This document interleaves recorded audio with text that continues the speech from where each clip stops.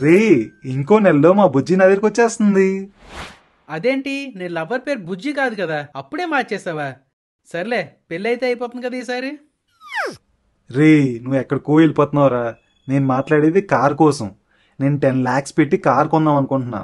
Already loan కూడా apply చేద్దాం అనుకుంటున్నా. ఓ కంగ్రాట్స్ రా. అవును, లోన్ ఎందుకు తీసుకుంటున్నావు? నీ దగ్గర 10 లక్షల రూపాయలు ఉన్నాయి కదా. బాగా అడిగావు.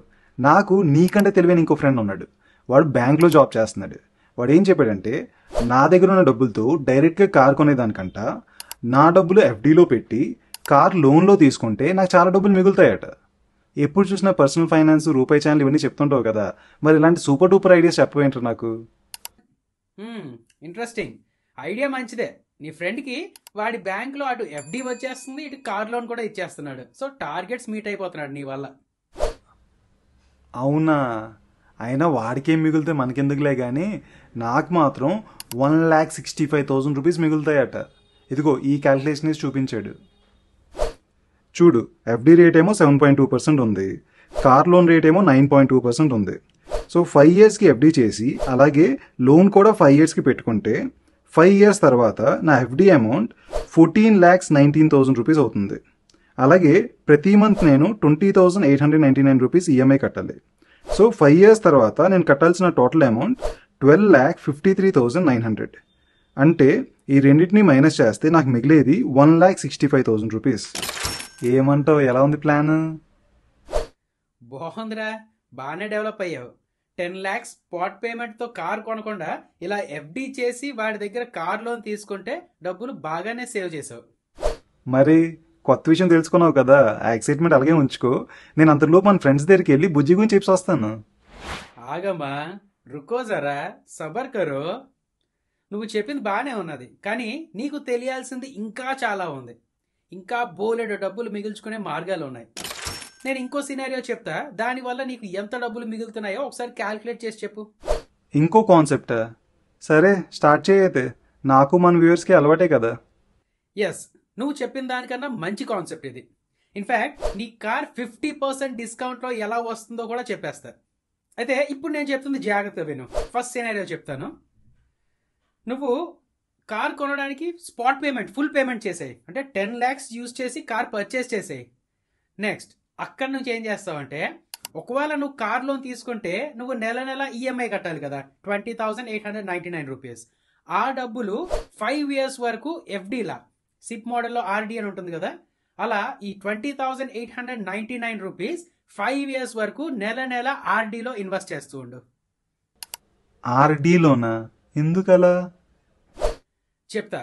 ఇలా 5 years వరకు నెల నెల ఆర్డీ చేస్తే ఇదే 7.2% ఇంట్రెస్ట్ కి 5 years తర్వాత నీ ఇన్వెస్ట్మెంట్స్ 15,20,618 రూపీస్ అవుతుంది. నీకు డౌట్ అంటే ఆర్డీ క్యాలిక్యులేటర్ అని చెప్పి గూగుల్లో సెర్చ్ చేయి. వచ్చిన వెబ్సైట్ ఏ వెబ్సైట్లో అయినా చూసుకో. 15,20,168 రూపీస్ వస్తాయి నీకు. సో ఇప్పుడు నీ బెనిఫిట్ ఎంత అవుతుంది? 15,20,618 మైనస్ 12,53,940, 2,66,678 రూపీస్. అదే నువ్వు ముందు అనుకున్నట్లు చేస్తే నీకు వచ్చే బెనిఫిట్ 1,65,151 రూపీస్ మాత్రమే. అంటే ఈ సినారియో నువ్వు యూజ్ చేసుకుంటే అడిషనల్గా 1 lakh రూపీస్ నువ్వు సేవ్ చేసుకోవచ్చు. ఏమంటావు?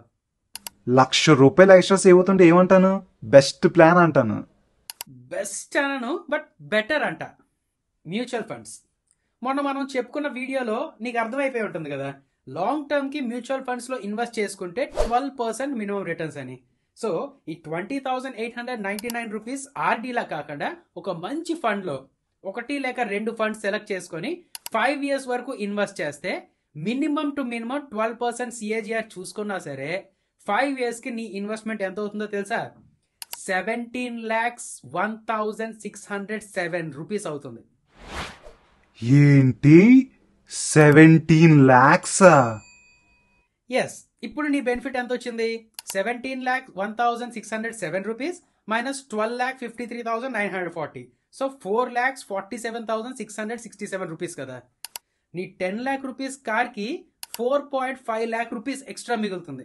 అంటే నీ కార్ 50% డిస్కౌంట్లో వచ్చినట్టే కదా. కరెక్టేరా. కాకపోతే స్టార్టింగ్లో నువ్వు చెప్పిన 50% డిస్కౌంట్ అంటే ఇదేనా? కానీ తప్పుగా అనుకోవద్దు, క్యాల్కులేషన్స్ అంతా కరెక్ట్గానే వేసావా? కరెక్టేరా బాబు. కావాలంటే ఒక టేబుల్ రూపంలో మొత్తం వేసి చూపిస్తా, స్క్రీన్ షాట్ తీసుకొని వెరిఫై చేసుకో. ఇంకా నమ్మకం కుదరపోతే మీ ఫ్రెండ్స్కి కూడా ఈ స్క్రీన్ షాట్ అనో లేదంటే ఈ వీడియో షేర్ చేయి, వాళ్ళని కూడా వెరిఫై చేసుకోమని చెప్పు. ఇన్ఫర్మేషన్ అయితే కరెక్టే. చేస్తారా?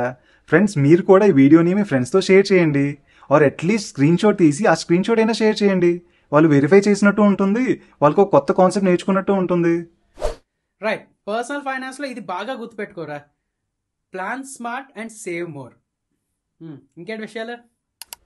ఏముంటాయి, మ్యూచువల్ ఫండ్స్. మన ఫ్రెండ్స్ అందరూ కామెంట్ సెక్షన్లో ఎప్పటి నుంచో అడుగుతున్నారు, బెస్ట్ మ్యూచువల్ ఫండ్స్ ఏవి, మ్యూచువల్ ఫండ్స్ని అసలు ఎలా సెలెక్ట్ చేసుకోవాలి. అండ్ నాకు కూడా తెలుసుకోవాలని ఉంది. So next video mutual funds మీద చేయొచ్చు కదా?